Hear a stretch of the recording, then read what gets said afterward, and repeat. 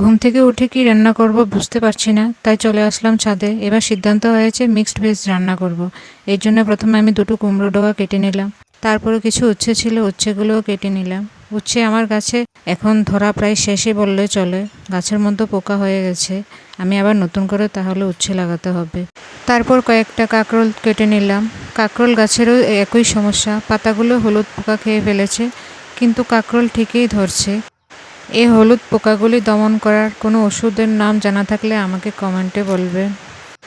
তারপর কয়েকটা ঢেঁড়স তুলে নিলাম। এই ঢেঁড়সের আবার একটা বড় সমস্যা, ঢেঁড়স পরিণত হলে যদি একদিনও দেরি করে কাটা হয় তাহলে ঢেঁড়সগুলি শক্ত হয়ে যায়, তখন আর এগুলিকে আর খাওয়া যায় না। তারপরে আমি কিছু পুঁই শাকের পাতা তুলে নিলাম। এই পুঁই শাকের পাতা কেটে মিক্সড সবজিতে দিয়ে দেব। পুঁই শাক যদি কুমড়ো সর্ষে বাটা দিয়ে রান্না করা হয় তাহলে সেটা সব নারীরাই পছন্দ করে। তারপর আমি কিছু বেগুন তুলে নিলাম। এটা হলো আমার সাধারণ একটা সবজি, সবসময় এই সবজিটা থাকে আমার চারিপাশে। তারপর এগুলো নিয়ে সোজা আমি নিচে নেমে চলে এলাম। ভিডিও ভালো লাগলে অবশ্যই লাইক করবেন।